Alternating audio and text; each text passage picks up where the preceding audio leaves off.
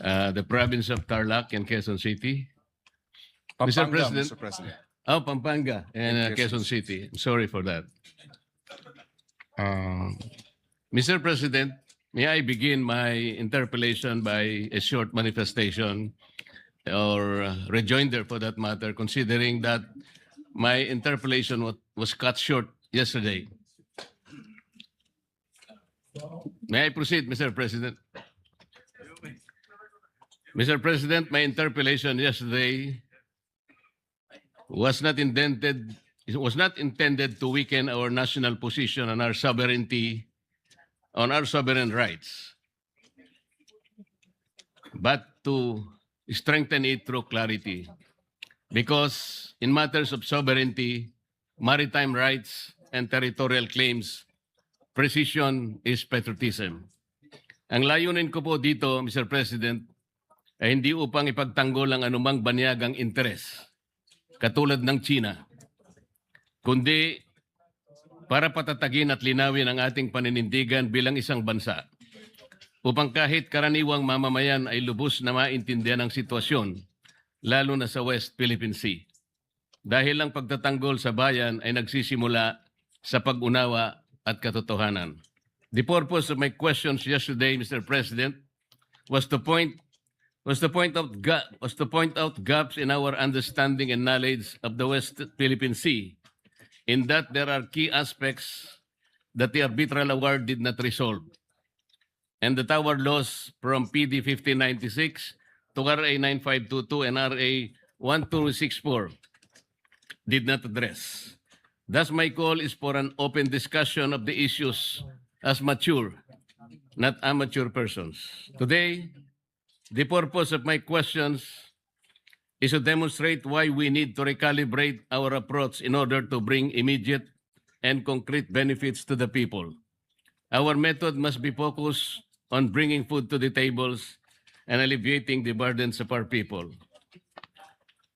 In his response yesterday, Mr. President, the good senator said the coastline of Kalayaan Island Group has its own baselines and generated an exclusive economic zone. Mr. President, this response violates the arbitral award, which declared in paragraph 626, the tribunal having concluded that none of the high tide features in the Spratly Islands is capable of sustaining human habitation or an economic life in their own, that such features shall have no exclusive economic zone or continental shelf. Kaya po walang feature sa Kalayaan Island Group, Mr. President, that will be able to generate an exclusive economic zone of its own. Again, in his response yesterday, Mr. President, Senator Pangilinan said there is no need to define the metes and bounds of the West Philippine Sea because this was already settled by the arbitral award. He also said that the arbitral award already determined what the West Philippine Sea is. He also said that the coordinates of the West Philippine Sea can be found in Administrative Order number 29 and Republic Act number 12064. This is not right, Mr. President. The arbitral award ruled on the exclusive economic zone, not the West Philippine Sea. These are two different matters, Mr. President. There are features of the Kalayaan Island Group, such as the Pagasa Island and Parola Island, that are outside this exclusive economic zone. The distance of these features are fixed, Mr. President. The arbitral award did not move their location inside the Philippines. Ang alam ko po, ang Panginoon Diyos lang ang makakagawa noon, Mr. President. In saying also, Mr. President, that we should just implement the arbitral award without asking questions will mean that Senator Pangilinan will be content with just the EEZ. Kapag ka nagkaganon, Mr. President, we will be abandoning Pag-asa, Parola, Kota, and Lankian features, given that these are outside the exclusive economic zone. Instead of turning back on these features, Mr. President, I call that we study how to include them in the West Philippine Sea without violating UNCLOS. Also, in his response yesterday, Senator Pangilinan said the arbitral award did not rule on the validity of PD 1596. This is also incorrect. It will be read on paragraphs 573 to 576 that Spratly Islands can constitute, it ruled on the issue of whether any claimant on the Spratly Islands can constitute it into an offshore archipelago by drawing archipelagic baselines to straight baselines around it. Sabi po ng tribunal, Mr. President, China has no right to do so. It also said under paragraph 574 that even the Philippines could not declare archipelagic baseline surrounding the Spratly Islands. So meron pong ruling talaga. I did not question the arbitral award, Mr. President, for the record. I just discussed how the arbitral award and our existing laws do not determine the limits of the West Philippine Sea. May I repeat that? Ang nirule lamang po ng arbitral award via the arbitral tribunal, yung exclusive economic zone, hindi po yung West Philippine Sea. These are two different matters.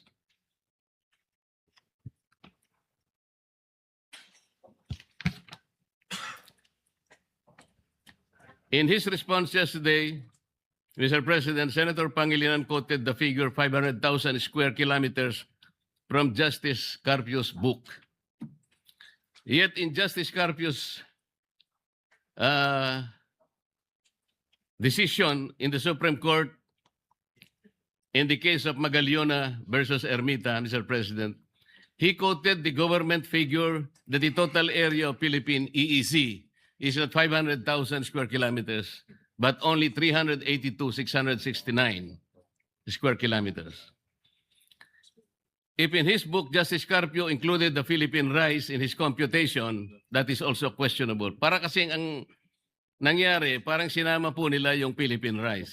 Nobody can claim the waters above Philippine rice. Bullet points lang. Those are high seas, Mr. President.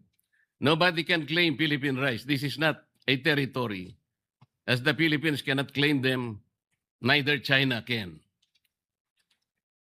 What the Philippine applied and registered for is the exclusive right to exploit the Philippine rice, Mr. President.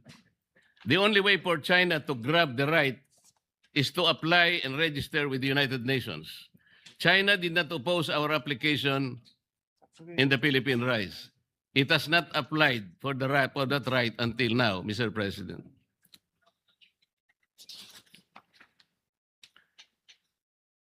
For her part, Senator Ontiveros, Mr. President, yesterday referred to the map of South China Sea in S-23 as Chinese map.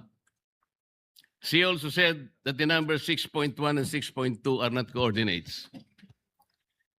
She then said that maps adopted by the International Hydrographic Organization are not legal but technical only. First, Mr. President, S-23 is not a Chinese publication. It is a publication of the International Hydrographic Organization, or IHO. IHO is an intergovernmental organization of which the Philippines is a part.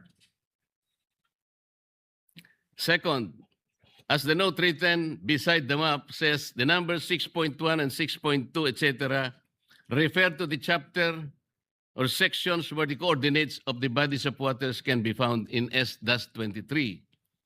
Hence, the coordinates of South China Sea are listed in chapter 6.1. On the map, Mr. President, the coordinates are the points that are connected by red lines. Finally, S-23 is not meant to be a legal title. Tama naman po yun. They are just maps. Under international law on territorial disputes, maps have no evidentiary value. However, S-23 was used by the Philippines in the South China Sea arbitration. Moreover, we need to put West Philippine Sea on an internationally recognized map.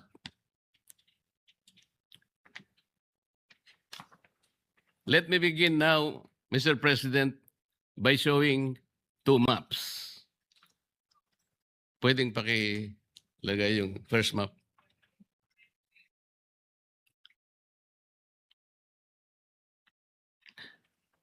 Mr. President, these maps are about oil and gas activities in the South China Sea.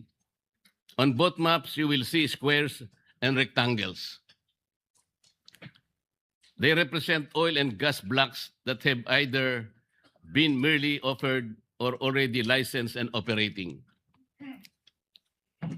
Please bear in mind, Mr. President, that each square and rectangle represent foreign investments running in the millions of and to billions of dollars.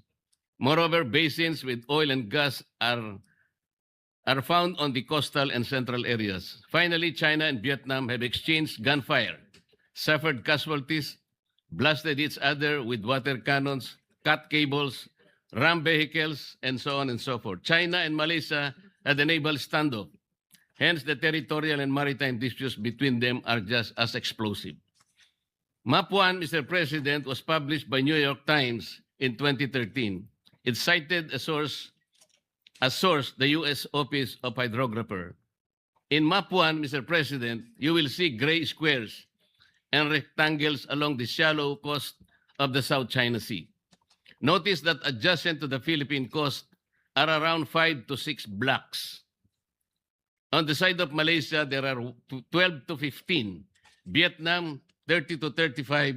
And China, approximately that number also, 30 to 35.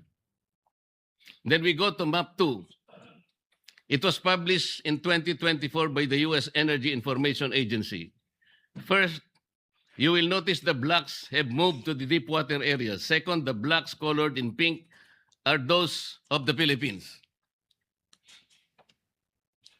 Ang mga blocks po ay halos 8 hanggang 12 lang, Mr. President. Malaysia in blue, around 60 to 70. Vietnam in maroon, 70 to 80. And China in yellow, around 60. Third, notice the blocks that are not just claimed, but even licensed by both Vietnam and China. These are shaded in orange. I hope, Mr. President, the good senator will agree that from these maps, we derive numerous lessons. First, despite the arbitral award, oil and gas activities on the Philippine side have stagnated. 6 to 8 lang. Second, it is obvious that the oil and gas activities of Malaysia, China, and Vietnam are robust, if not booming. Third, the licensing overlaps are being managed by experts at the enterprise and state levels. Hence, we hear about flare-ups between China and Vietnam, but they do not escalate. In fact, some of the overlapping blocks are operated by one international petroleum corporation. Fourth, even as their past relations are violent and the present relations are also tense because of the conflicting claims to Spratly Islands and Paracel, they engage in joint exploration and development, Mr. President. Fifth, Vietnam and Malaysia are cooperating and progressing with China. Nobody can accuse them of being pro-China. May I ask the Senator if we would agree that based on these maps, Vietnam, China, and Malaysia are succeeding in oil and gas exploration, but our exploration in our part of the world have stagnated. Would you agree, Your Honor? Well, there are several other factors for the reason why the area is underdeveloped, and the areas of Malaysia, Vietnam are developed apart from the conflict with China. In fact, just 2 weeks ago, there has been a discovery of natural gas deposits in the Malampaya area. So there are many factors. It is not just the conflict with China that is a reason as to why we are unable to develop our own area in the West Philippine Sea, Mr. President. But it is very clear, notwithstanding those factors, these maps indicate that we are really behind in oil exploration and gas in the South China Sea? Well, we're behind in many other aspects, Mr. President, not just oil and gas. We're behind in agriculture, we're behind in tourism, we're behind in energy generation, etc. So I wouldn't be as simplistic as to say because of the underdevelopment of the West Philippine Sea, it's because of our conflict with China, Mr. President. Yes, Mr. President, I hope the Honorable Senator will also agree that there is something effective in the management of relations among China, Vietnam, and Malaysia, and more importantly, their methods of bringing immediate and concrete benefits to their peoples, as shown by these maps, isn't it? Well, again, I will say yes, up to a certain extent. Perhaps they are managing their relations with China better, but I will not concede that because of our lack of managing our relations with China compared to our neighbors has led to this state of underdevelopment, Mr. But considering, Mr. President, that we have been left behind, so behind, as a matter of fact. As I have said, we have been left behind in agriculture. Is that the fault of China? Our relations with China? We have been left behind in infrastructure. Is that because of our sour relations with China? Of course not, Mr. President. There are many reasons why we are lagging behind. And yes, if we are able to better manage our relations with China, we may benefit from it. And definitely, I would like to see that at some point. But at this point, Mr. President, we're fighting for our sovereign waters and our territorial sea. And I think in this case, we should rally behind the Filipino claim in the arbitral ruling, Mr. President. Our agriculture is lackluster. Our tourism is not giving us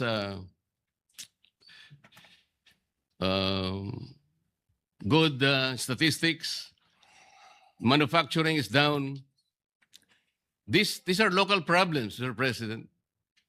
And we have only ourselves to blame why we are not doing good in these areas. But we're talking here of the South China Sea. We're comparing how, despite the tensions, the hostilities between countries like Vietnam and Malaysia, but they are able to manage their relationships. There must be something wrong with how people, like, with all due respect, Commodore Tariela, who managed and broadcast our dispute in the South China Sea. Perhaps because they do not have a loud mouth in their midst. Tayo meron ang dami. Whereas what we have been doing for years is not working. Kagaya po ng pinakikita ng mga mapa na yan in the South China Sea. We have to sit down. Talk rather than imbes na magpatutsadahan po. Wala pong nangyayari. Ito po yung naging bunga kung bakit po tayo biglang nawala sa ere. I know that being bombastic, Tariela earns him likes and makes him probably feel like a rock star, Mr. President. I know national anger sells newspapers. I know mindless patriotism wins accolades. But in reality, as the map show, Mr. President, we are all losing out and are being left behind. The way forward, Mr. President, is open discussion.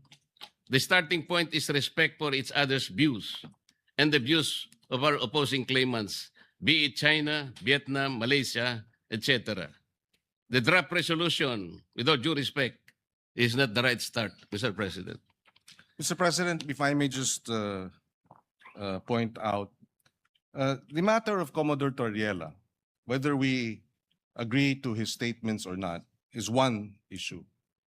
Another issue, Mr. President, is that the Department of National Defense and the Armed Forces of the Philippines have rallied behind Commodore Torriela and condemned the behavior and the actuations of China's embassy officials. If I may quote, the Department of National Defense and the Armed Forces of the Philippines strongly condemn such an affront to any of its members and reiterates that it shall not be cowed by any official of PROC, whether in their homeland or as guests here. And we shall continue to speak against their lies and malign actions when such are committed. That is our Department of National Defense. That is our armed forces of the Philippines, Mr. President. The very least that we should do as a Senate is rally behind our Department of National Defense and our men in uniform who risk their very lives to defend the West Philippine Sea, Mr. President. So the actuations of Commodore Tariela may not be, may find discomfort with some of our colleagues, and we will respect that. But our defense establishment and our armed forces have spoken. And I believe senators must rally behind and defend and support our defense establishment in view of the aggression and the of China in our sovereign waters and our exclusive economic zone, as well as our continental shelf, Mr. President. I will go to that point, Mr. President. But we can also draw lessons from the experiences in the Philippine Sea. In 2008, Malaysia and Indonesia had a naval standoff when Indonesia found oil and gas in Ambalat Field and Ambalat East, and Malaysia offered the same areas as Block, ND6 and ND7. To de-escalate, they agreed to a moratorium in 2009. Last year, their national petroleum corporations agreed on a joint exploration and development. We ourselves are experienced in cooperation in the Philippine Sea. Let me show another map. This is the last map, Mr. President.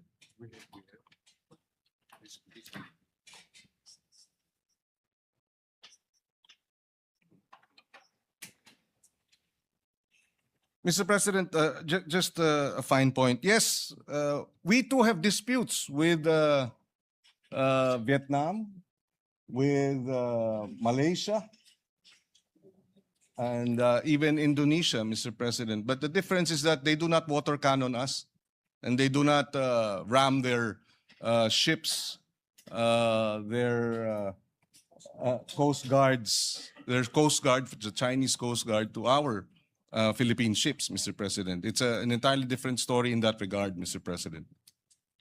Let me show you this map, Mr. President. This map is from the US-funded think tank Asia Maritime Transparency Initiative, or AMTI.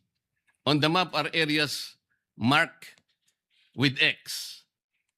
On the upper right hand of the South China Sea, the mark refers to the exclusive economic zone and continental shelf overlap between the Philippines and Taiwan.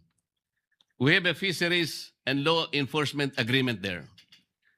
On the lower left hand, Mr. President, the mark represents the dispute over extended continental shelf between Philippines, Malaysia, and Vietnam. We are in discussion with Vietnam now. On the bottom corner are disputes over Sabah and the territorial sea and contiguous zones it generates.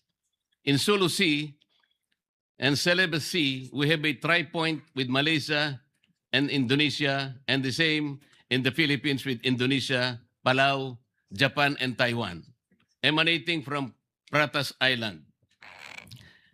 However, this map will demonstrate to us, Mr. President, the complex territorial and maritime disputes facing the Philippines. Malaysia is in the Sulu Sea and Celebes Sea, with Indonesia over continental shelf in the Celebes Sea, with Palau and Japan, Ryukyu Islands in the Philippine Sea, with Taiwan in the Basi Channel, with China, Malaysia, and Vietnam in the South China Sea, and with China, Taiwan in the South China Sea over the maritime zones generated by Pratas Islands. We must be doing something right in this in the management of this dispute, Mr. President. Yes, we are. And Yun nga po. Kaya and- po and pinipilit kong ipaliwanag na bakit dito sa mga areang ito ay nagagawa po nating i-manage ang hindi natin pagkakaunawaan. Ang sabi po nyo kanina, because they are not water cannoning us. they are also not aggressive. They are not coercive, and therefore there will be no escalation. The aggression of China is primarily the reason why tensions in the disputed areas have risen over time. We have in fact filed 245 protests against China's incursion and illegal activities in our exclusive economic zone since 2022, Mr. President. We also exercise diplomacy. We recognize, and that's precisely why we brought the matter to the tribunal. We recognize that China is a power, economic power, and an emerging military power. And what do small nations like us have? We have the rule of law, international law, and that's why we brought this matter to the International Arbitral Tribunal, Mr. President.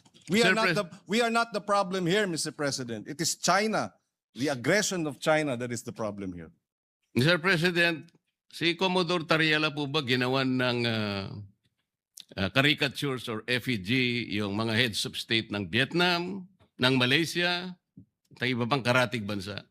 Hindi kailangan, Mr. President, dahil wala naman silang pag-water cannon sa atin. Hindi naman po nila sinasagasaan ang ating mga mangingisda o inaaresto. Hindi na naman nila,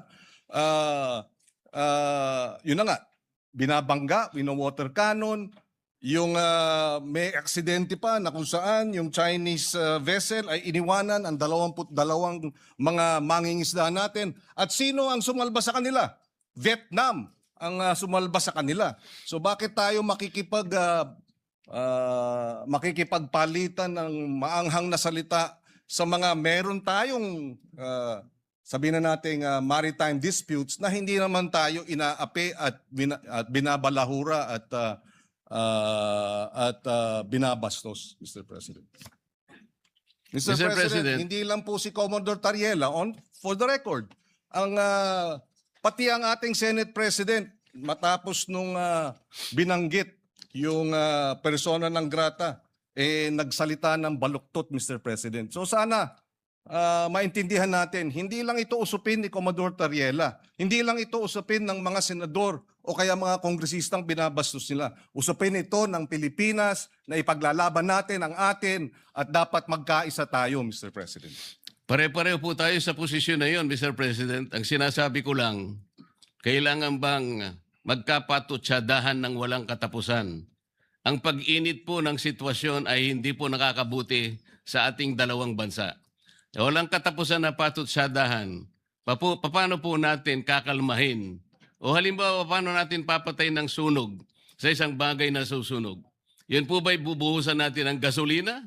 O kailangan natin sabuyan ng malamig na tubig? Mr. President, ang sinasabi ko lamang po, bakit po kinakailangan kasing gumawa pa ng mga caricature at sasabihin na ang presidente ng China ay bully? Siguro po, Mr. President, ang may mumungkahi natin, hindi po tayo kasi magpa-profit from these experiences. Ang DFA, ang BIFAR, ang DNR, sila pong nagmamanage ng ating mga disputed seas. Pero nagkakaroon po tayo ng progreso.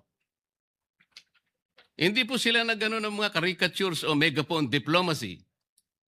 They did it diplomatically, diligently, and without fanfare, Mr. President, working with their counterparts in settling our differences with our nations. Ang sabi po kasi ninyo, Mr. President, Your Honor, na wala pong anumang ginawa ang ating mga maliban sa China, ang Vietnam o kaya yung ibang bansa ay walang nagawa. Nakalimutan po ba ninyo, Mr. President, in the context of our maritime disputes, we have shot and killed 2 Vietnamese fishermen in 2017 and 1 Taiwanese fisherman in 2013. Did Vietnam and Taiwan accuse us of sowing fear and interfering in our capacity to defend our claims? Gusto ko lang pong ipasariwa sa inyo yung ganon. Talaga pong nagkakaroon ng ganon eh. Ngunit sila, hindi naman tayo ginawan ng masama kahit na nakapatay tayo ng ilan sa kanilang mga tao. Ang pinag-uusapan po natin, anong patutunguhan natin kung patutsadahang walang katapusan? Mr. President, if I may, the incidents mentioned by the good senator from Tarlac are isolated incidents from Vietnam and Taiwan. These are isolated incidents. This is not in the same realm as China's 24/7 acts. 365 days a year, 24 hours a day, 7 days a week, incursion and threatening. And Mr. President, Taiwan or Vietnam did not threaten us publicly. 2 weeks ago, the Embassy of China said the uniform, if I may quote, a word of advice to relevant individuals in the Philippines: immediately stop making provocations and stop confusing right and wrong, or they will pay the price for what they did. Embassy official sa Pilipinas, tinatakot tayo. Tama ba yun? So again, Mr. President, yes, we have had these incidents with Vietnam. Oo, meron tayong naging insidente sa Taiwan, pero isolated incidents. In fact, yung sa Taiwan, iisa lamang ata sa loob ng 20 taon. Yung sa Vietnam ata, iisa rin lang siguro sa 10 taon. Hindi iba. Sa China, araw-araw tayong hinaharas, araw-araw tayong nandyan, nagtayo na nga ng kanilang airport, artificial islands, lantaran, Mr. President. So, apples and oranges ang pinag-uusapan yung insidente natin with our neighbors like Vietnam and Taiwan compared to China. Ibang-iba po. Isolated or otherwise, Mr. President, nakapatay tayo ng kanilang tauhan. Ilan po ba ang pinatay ng China sa atin? Meron po ba? Well, Mr. President, may naputulan ng hinlalaki.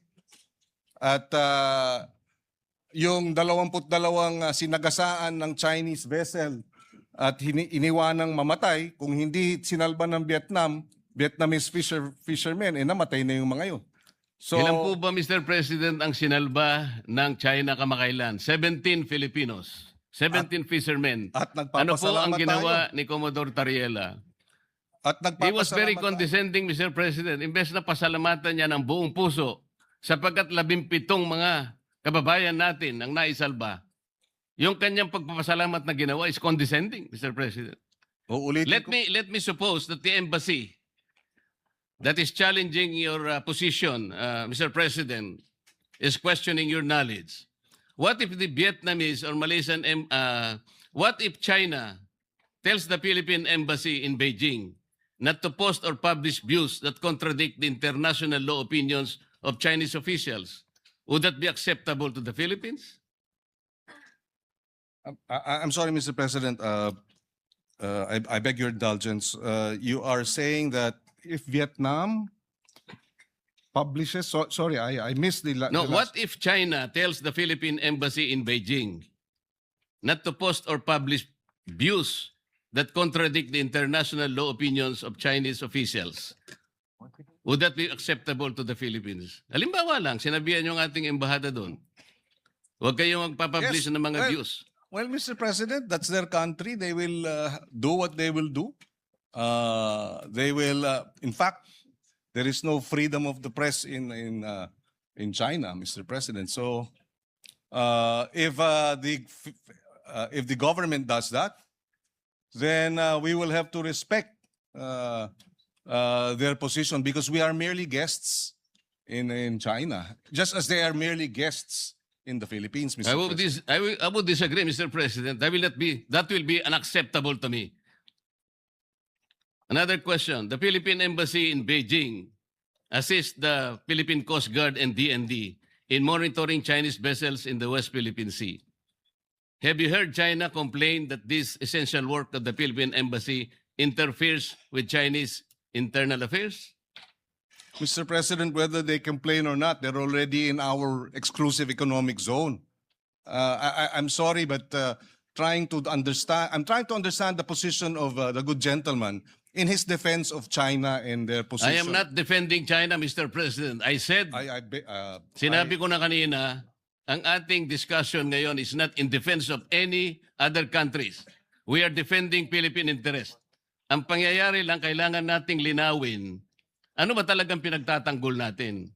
kung hindi po tayo nakatitiyak kung anong area ang pinagtatanggol natin, hindi po malinaw. Pati paggasta natin ng budget, kung alin ang dedepensahan natin. Yun lang ang punto rito eh. At pinaliliwanag ko kanina pa sa pamagitan ng mga mapa, hindi po nagkakaroon ng positibong resulta sa ating bansa yung pagbabangayan. Nakita na po natin the South China Sea is rich in mineral deposits, in oil and gas. Nauhuli na po tayo dahil patutsadahan ng patutsadahan. Bakit nagawa po ng ibang bansa? Bakit hindi po natin magawa? Dahil nga po sa walang katapusang patutsada. Tingnan po natin ang West Philippine Sea, Mr. President.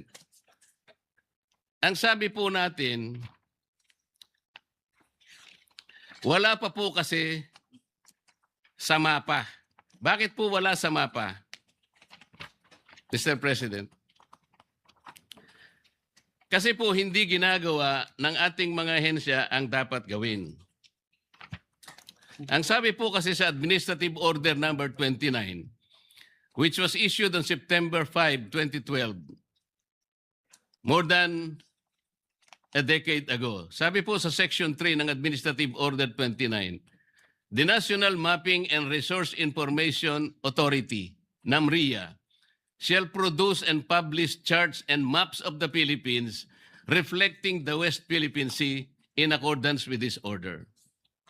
And finally, on November 8, 2024, the National Mapping and Resource Information NAMRIA committed to release a new Philippine map that includes the West Philippine Sea. But up to now, regrettably, Mr. President, this remains unfulfilled. Bakit hanggang ngayon ay wala pa ring mapa? What specific obstacles have prevented the production and publication of this map for over 10 years? Does NAMRIA dispute that Section 3 uses the word shall indicating mandatory and not a discretionary duty?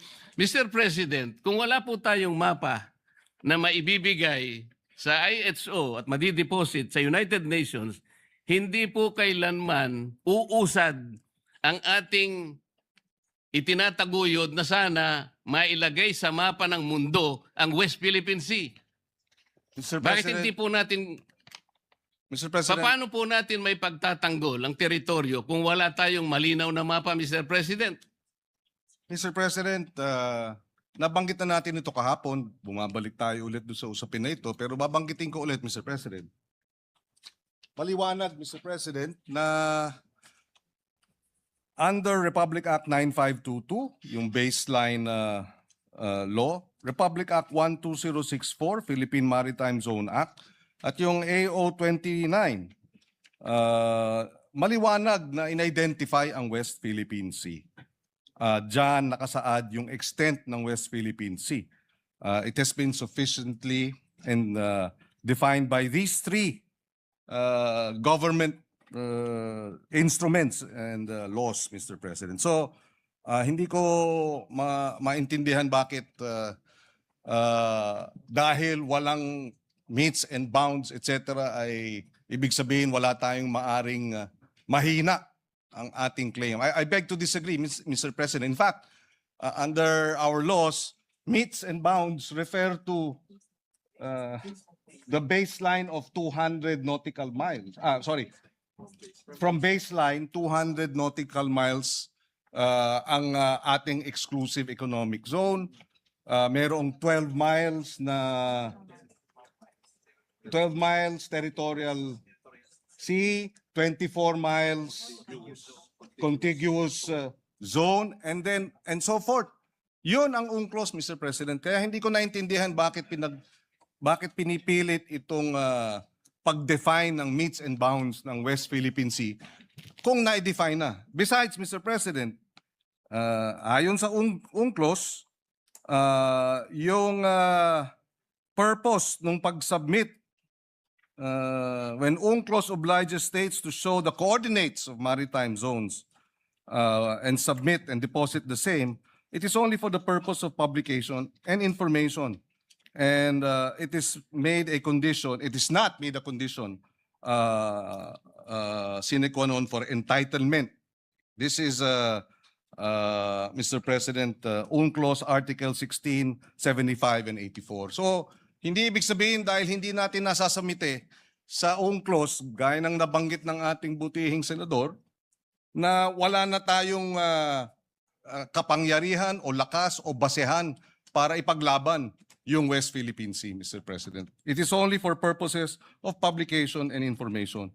Mr. President, ang laki po talaga ng hindi natin pagkakaunawaan sa bahaging ito. I am not questioning What is this? the extent of the exclusive economic zone. This is 200 nautical miles from the baseline. That is also the extent of our continental shelf. Contiguous zone is 24 miles, nautical miles. Territorial sea is 12 miles from the basic line. Hindi po yun ang pinag-uusapan natin, Mr. President. Sinabi lang kasi ng AO 29 and Presidential Decree 1596, dinefine niya lang yung West Philippine Sea. Ang kulang, sabi po ng steps na dapat gawin, sinabihan nga ng executive order ang NAMRIA eh. Gumawa ka na ng mapa, kasi po yung mapa, yan po yung magbibigay ng coordinates. Isasubmit po yan. Ito, basahin ko na po. Section 4 of Administrative Order 29, Series of 2012, requires relevant government agencies such as DFA, kasama na po yung DFA, not only to deposit with the United Nations Secretary General the country's official map reflecting the West Philippine Sea, but also notify international bodies such as the International Hydrographic Organization of the same. Ayun po, Section 20, Section 4. Kung hindi po tayo magsasubmit ng mapa, saan po kukunin ng coordinates? Yun lamang po ang paraan para po yung ating pinapangarap, pinapanaginip na West Philippine Sea, mailagay naman po sa mapa. Yun po ang pinakamaganda.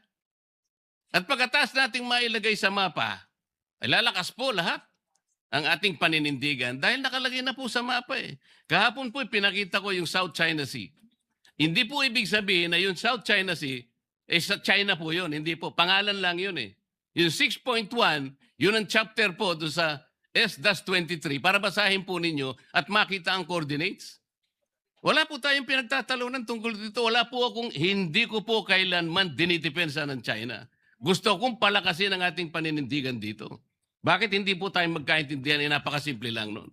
Hindi tayo Wala pong coordinates talaga. Hindi po ang mapa lang po ang magbibigay ng coordinates. Malamang marahil hindi tayo nagkakaintindihan dahil gaya ng nabanggit ko kahapon, kahit na magdebate tayo hanggang sabi ko nga, Kingdom Come, tungkol dito sa meets and bounds na ito, hindi magbabago yung arbitral ruling na sinasabing mali ang China, hindi dapat nagtatayo ng mga illegal structures ang China sa ating exclusive economic zone.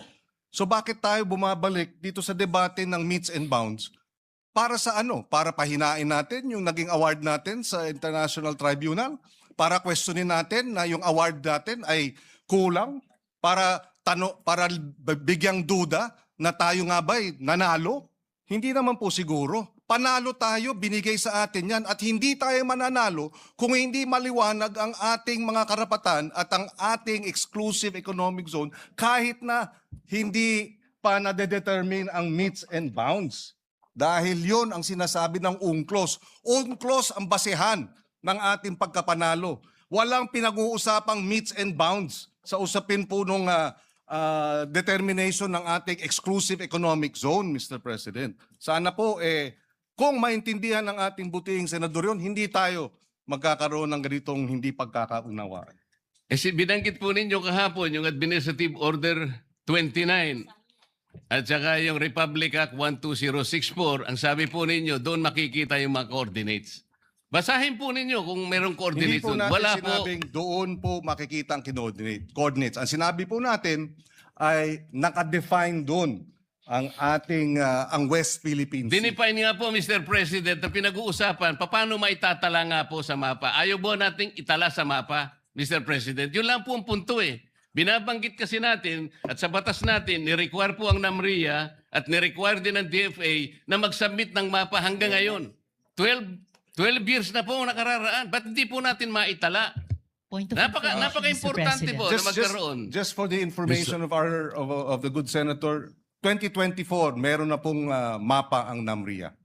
So, hindi totoong wala pang Ang sinasabi ko po, Mr. President, hindi po sinasubmit sa mga kinauukulang dapat hindi po, ang ipag-submit. sinabi po ninyo, wala pang mapa.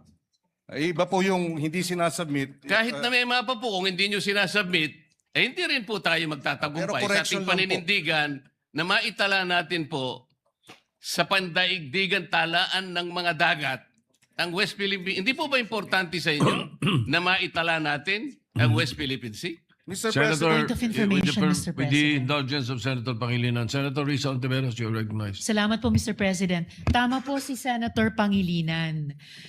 Ang totoo po, dun sa mapang itinatanong ng mabuting Ginoo, NAMRIA has prepared the maps anchored on the newly signed Philippine Maritime Zones Act and Philippine Archipelagic Sea Lanes Act and complying with UNCLOS and is awaiting the final implementing rules and regulations for publication. So nandun na po, Mr. President, ang mapa. Salamat po, Mr. if I may likewise add, Mr. President, ito ay the information relayed to us by Dr. J. Batumbakal. He's the director of the UP Law Center, Institute for Maritime Affairs and the Law of the Seas. And he says, and I quote, when UNCLOS obliges states to show the coordinates of a maritime zone on charts of appropriate scale and to deposit them with the UN Secretary General, Article 16, 75, and 84, it is only for purposes of publication and information and is not made a condition sine qua non for entitlement to the maritime zone concerned. In fact, even before UNCLOS was open for signature, states fully recognized the entitlement of other states to territorial seas, even without published coordinates. Deposits of charts containing the coordinates of the UN does not create any legal effect and does not imply approval by the UN. The UN is not a register of deeds for maritime zones of states. The absence of legal effect of deposit is clearly provided for even in the UN website. So yung ang inaalala ng ating ginoong Senador Marcoleta ay hindi nakakadagdag ng legal entitlement ang pagdeposito sa UN Secretary General under Articles 16, 75, and 84 of the UNCLOS.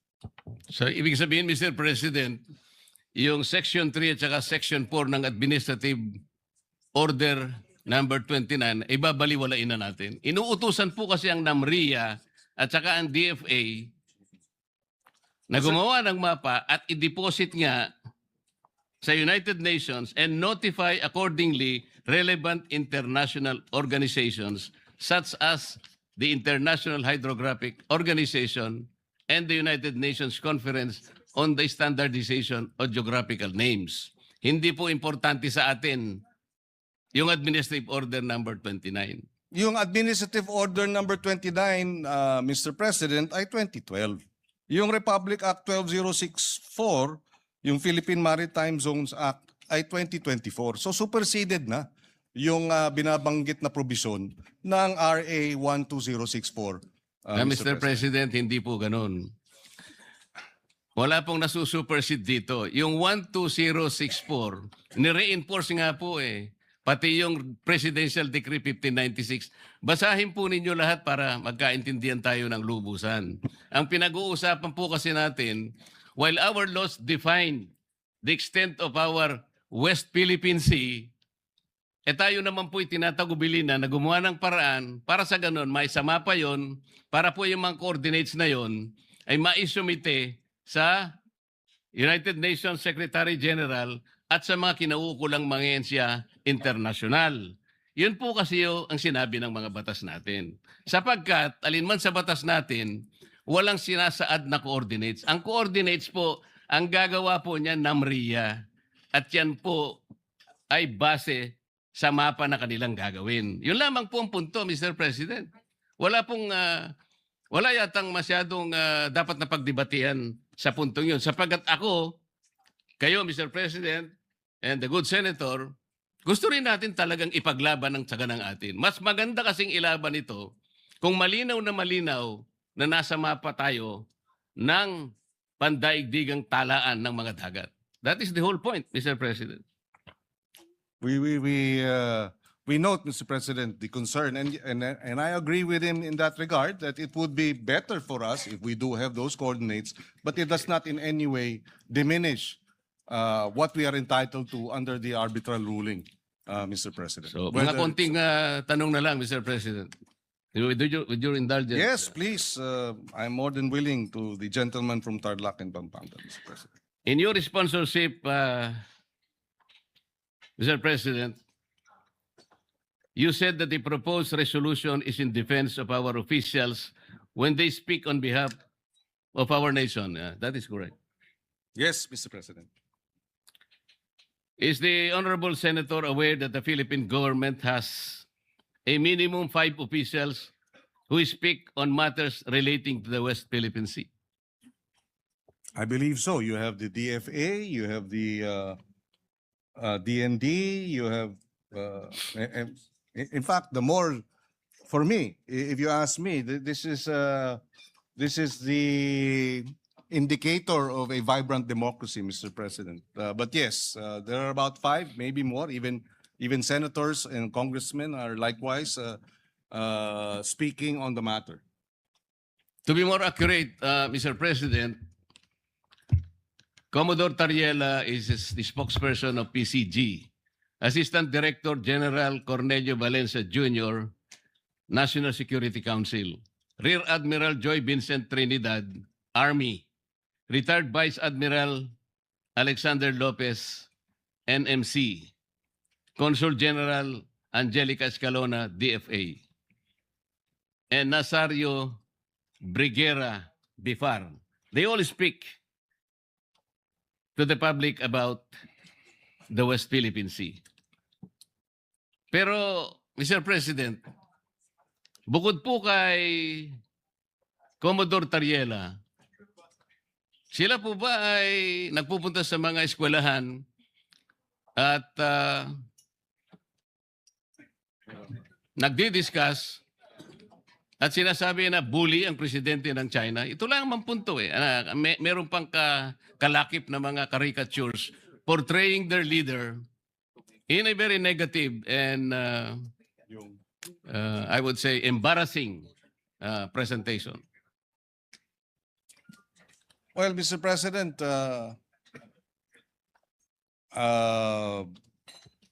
I would defer to our men in uniform. Isn't that part of the Philippines' right to expression? That too, Mr. President. Yes. First, I would. Freedom of expression, we have that. They do not have that in China. That's the problem. And he is answerable to his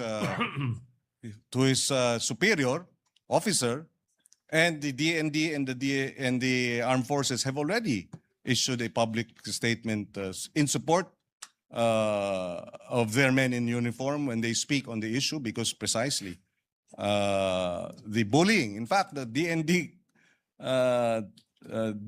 described the acts of China as bullying, Mr. President. So babalikan ko po, bakit si Commodore Tariela lang ang ating pinupuntire rito when the Department of National Defense... Kasi siya lamang po, Mr. President, ang gumawa ng caricature. Tinatanong ko nga po, yung po bang iba, yung 4 na binanggit ko kanina, na may karapatang magsalita para sa ating bansa, gumamit ba sila ng ganong pamamaraan? Yun lang po yung tanong. Pero siguro po, isasagot nyo, hindi. So, ano po naman, bakit naman... Mr. President, pati ang embassy ng China naglalabas ng caricature din eh. Ng ating mga opisyal. Ang China News. Ayan, si China News, Mr. President, talagang ganun po yun eh. Iba po yung lampun, iba po yung ayan po. caricature na nilitaw po ng mga editorials. Kagaya po sa atin, sa ating bansa, kung ano-anong caricature, kung ano-ano, para lamang i-dramatize po yung kanilang gustong puntahan. Pero ang pinag-uusapan dito, si Commodore Tariela lang ang gumamit ng caricatures bilang spokesperson ng Philippine Coast Guard. Mr. President, alam naman natin yung China News hawak ng Communist Party of China. Sino po bang may hawak ng ating mga news sa Pilipinas? Wala namang lalabas na hindi aprobado o merong go signal ng Communist Party of China. Iba ang sitwasyon sa kanila, hindi tayo'y demokrasya at ang punto natin, Mr. President, totoo, wala dun sa 5, pero ang ahensya mismo, ang DND na mismo at ang Armed Forces of the Philippines, ang nagsabing they are, they support the statements of their men in uniform. In fact, uulitin ko kasi nabanggit ko na kanina. Ulitin natin, no? Sabi nila, it was reported that the spokesperson of the Chinese Ministry of Foreign Affairs made a statement containing the following, quote unquote, certain Philippine Uniformed Service members driven by personal political motives. Doon pa lamang, Mr. President, lahat tayo rito, parliamentarians tayo, alam natin, it is unparliamentary to question motives, Mr. President, when official action is being undertaken or official decisions are made or proposals in parliamentary proceedings. So, sumagot ang Department of National Defense. Ay, ulitin ko, the DND and the AFP strongly condemn such an affront to any of its members. So kung pupuntiryan natin si Commodore Tariela, dinedepensahan na nga. They consider it an affront. The DND and the AFP have considered the statement of China as an affront to any of its members. Tapos tayo sasabihin natin, teka muna, hindi dapat. Mr. President, we should, again, I will reiterate, when the DND and the AFP speak as regards national security concerns, we should rally behind them. We should provide them the necessary support because they're the ones who face the Chinese aggression 24/7, 365 days, Mr. President. And they deserve our support rather than our castigation and our condemnation. We should Mr. condemn President. China, not our men in uniform, Mr. President. Mr. President, kung totoo man na talagang sinusuportahan ng armed forces yung... Totoo ho, statement po nila eh. kaya nga Binasa. po, payagan nyo kung Opo. i-continue ang Thank aking you. pagtatanong. Yung pong lahat ng cabinet members po, cabinet secretaries, they're alter ego of the president. Kung halimbawa po nagsalita na ang presidente, magsasalita po ba sila inconsistent with the statement of the president? I'm asking this question, Mr. President, because on January 29, a few days ago, 2026, the Philippine News Agency released this particular statement from the President of the Philippines.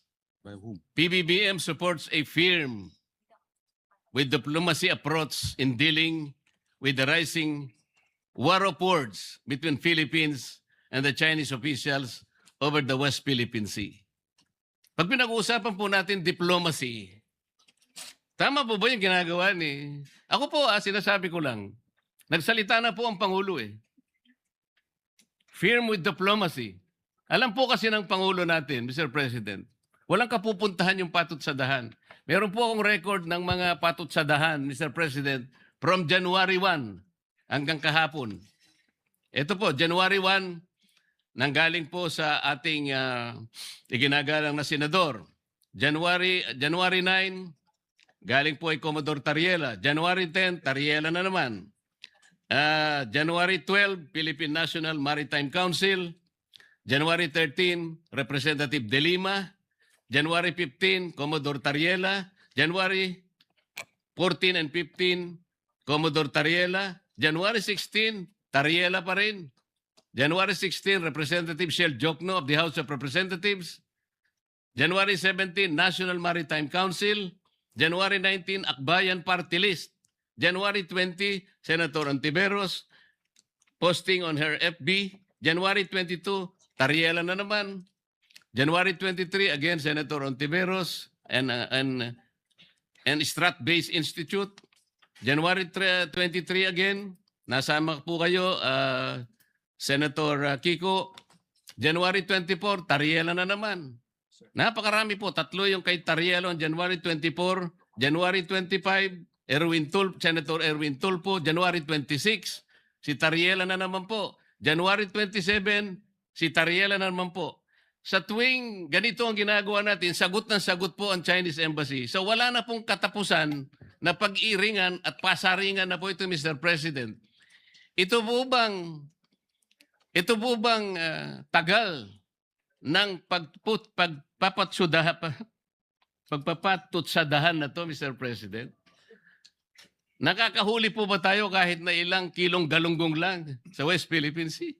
Bumababa po ba ang presyo ng bilihin ng dahil sa patutsadahan na ito? Ito po ba'y makakatulong sa atin? Kagaya po ng pinost ko kanina, yung po bang nasusunog na gusali? Para mapatay mo yon, sasabuyan mo ba ng gasolina? O bobombahin mo ng tubig na malamig, Mr. President?